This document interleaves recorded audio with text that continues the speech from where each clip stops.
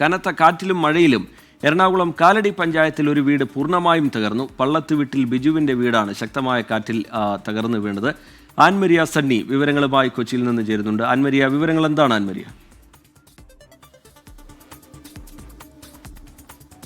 റിജിത്ത്, ശക്തമായ കാറ്റില് ഈ കഴിഞ്ഞ ദിവസങ്ങളിലായിട്ട് എറണാകുളം ജില്ലയിൽ മാത്രം 50-ലധികം വീടുകൾ തകർന്നിട്ടുണ്ട്. അതിൽ 2-3 വീടുകൾ അത് പൂർണ്ണമായിട്ടും തകർന്നിട്ടുണ്ട് എന്നുള്ള റിപ്പോർട്ടുകൾ കഴിഞ്ഞ ദിവസം, അതായത് ഇന്നലെയാണ് പുറത്തു വരുന്നത്. ഇതിനോടനുബന്ധിച്ചാണ് ഇപ്പോൾ മറ്റൊരു വാർത്ത കൂടി വരുന്നത്. അത് കാലടി പഞ്ചായത്തിലെ 14-ാം വാർഡിൽ നിന്നാണ് വരുന്നത്. ഈ 14-ാം വീടിലുള്ള പള്ളത്ത് വീട്ടിൽ ബിജുവിന്റെ വീട് ഇന്നലെ രാത്രി ഉണ്ടായ ഈ ശക്തമായ കാറ്റില് പൂർണ്ണമായിട്ടും അതിന്റെ മേൽക്കൂര ഉൾപ്പെടെ പൂർണ്ണമായിട്ടും തകർന്ന നിലയിലാണ്. അത് നമുക്ക് ആ ദൃശ്യങ്ങളിൽ നിന്ന് വ്യക്തമാണ്. ഇന്നലെ രാത്രി ഏകദേശം ഒരു 10 മണിയോട് കൂടിയാണ് ഈ അപകടം ഉണ്ടാക്കുന്നതും. ഈ സമയത്ത് ബിജുവിന്റെ ഭാര്യ സാറയുമാണ് വീട്ടിലുണ്ടായിരുന്നത്, മറ്റാരും ഉണ്ടായിരുന്നില്ല.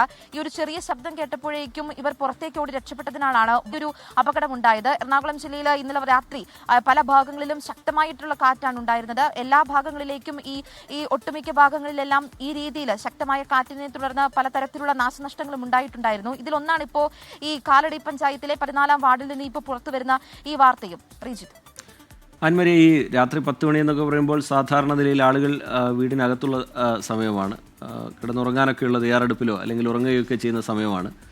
ആ സമയത്ത് ഈ മേൽക്കൂര ഒന്നാകെ താഴേക്ക് പതിക്കുക എന്ന് പറഞ്ഞാൽ വലിയ അപകടത്തിലേക്ക് ഒരുപക്ഷെ കാര്യങ്ങൾ പോയേനെ. ആൻമരിയ, ശരിയാണ് ടി കെ. അതായത് ഈ ഒരു സമയം എന്ന് പറഞ്ഞിട്ടുണ്ടെങ്കിൽ ടി കെ സൂചിപ്പിച്ചതുപോലെ തന്നെ നമ്മൾ ഉറക്കത്തിലേക്കൊക്കെ കടക്കുന്ന ഒരു സമയം കൂടിയാണ്. അത് മാത്രമല്ല, ഈ വീട്ടിൽ 2 പേരാണ് ഉണ്ടായിരുന്നത്, ബിജുവിന്റെ ഭാര്യ സാറ.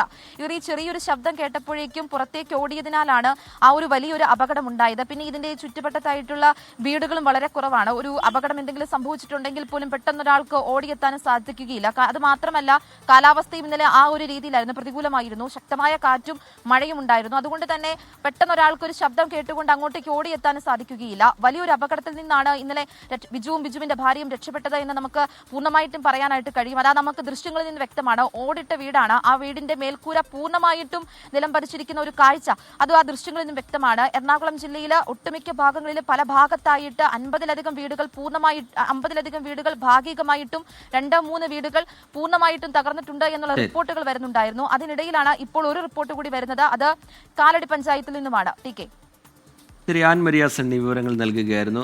കനത്ത കാറ്റിലും മഴയിലുമാണ് എറണാകുളം കാലടിയിൽ ഒരു വീട് ഏതാണ്ട് പൂർണ്ണമായി തകർന്നത്. മേൽക്കൂര മുഴുവനായി താഴേക്ക് പതിക്കുന്ന നിലയാണ് ഉണ്ടായത്.